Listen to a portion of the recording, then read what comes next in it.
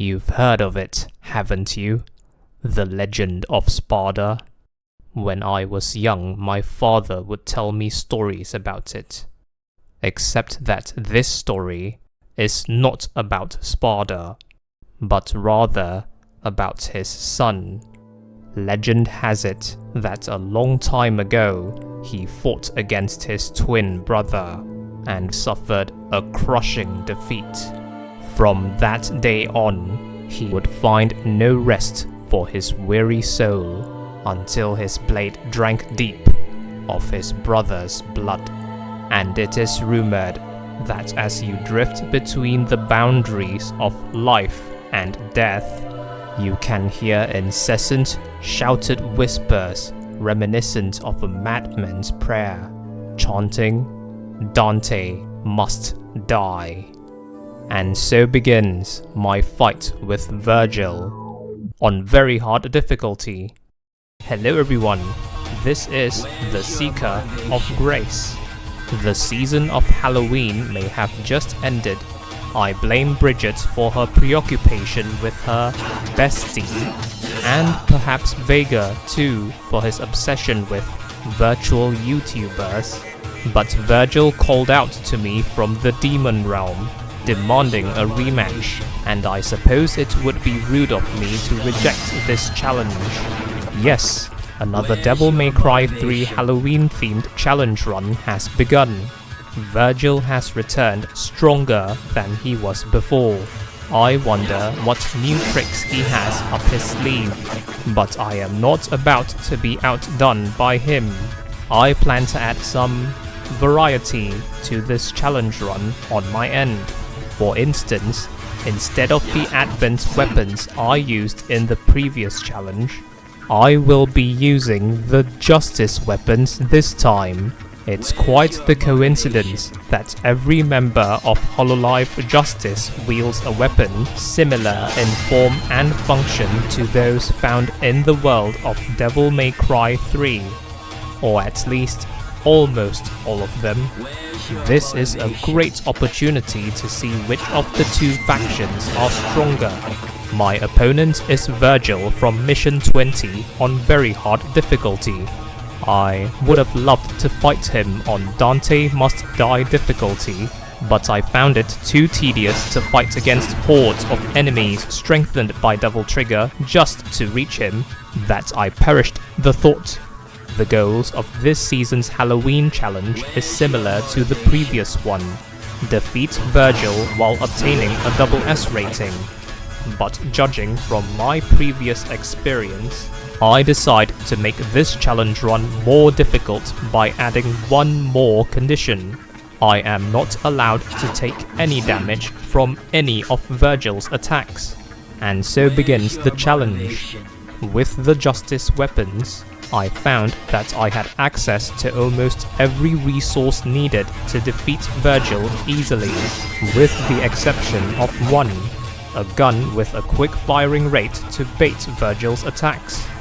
This meant that every shot that I fired at him had to be well timed and well spaced. As I began my first attempt, I realized that this restriction was not too debilitating, as Vergil gave me several openings to attack him. And then he performed this attack, Round Trip, where he tosses the sword Sparta at you. Before this challenge, I never realized that this attack had such strong tracking. Quite unsurprisingly, I took damage from this attack, although I also learned how to dodge it, run towards it, and sideways. When I saw the results of my first attempt, I was relieved to have introduced the no damage condition to this challenge. Otherwise, it would have ended, as you can see here, with my first attempt. By the start of the second attempt, I had already grown accustomed to dodging Round Trip, and all of a sudden, Vergil decided to exercise a little creativity by performing Judgment Cut Flurry for the first time in this challenge run. I was genuinely frightened when I saw Vergil scattering these vacuum slashes throughout the area, but surprisingly, I found that none of these attacks even came close to hitting me. I dodged Judgment Cut Flurry quite easily by constantly running around. Victory against Vergil was imminent, until, for better or worse, I was hit by a stray Judgment Cut, meaning I had to fight against Vergil one more time. And so, on the third attempt, I was successful in defeating Vergil with a double S rank while taking no damage. This was how it went.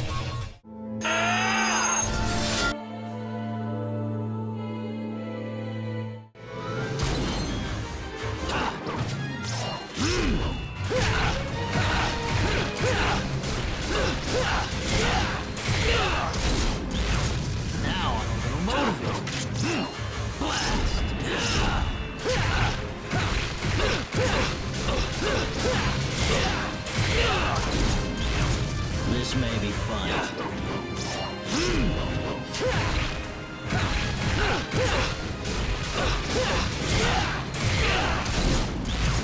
Now I'm done. This may be fun.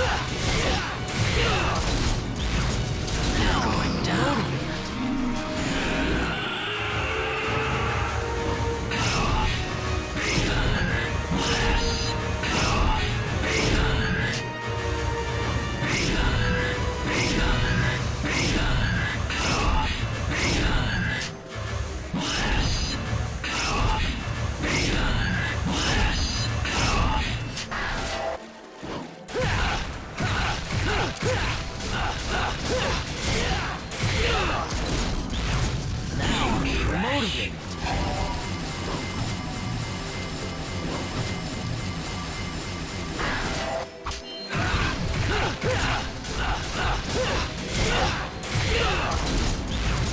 This may be fun.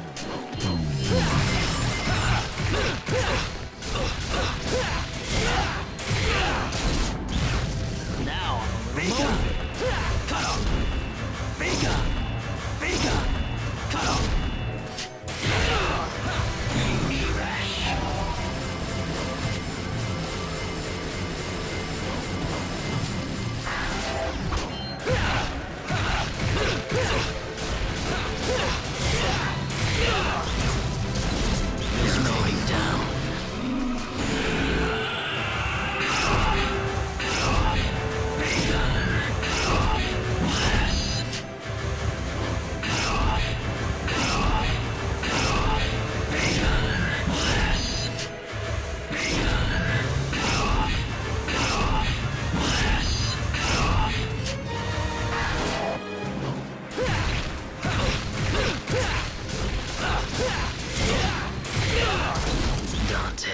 Well, you fought admirably, Vergil.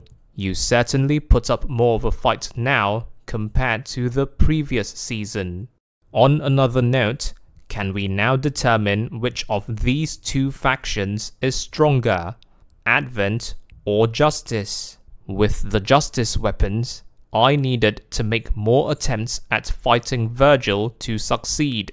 But I must also consider the fact that I made this challenge more difficult by adding more conditions. So with all things considered, Advent and Justice are quite evenly matched, as it should be.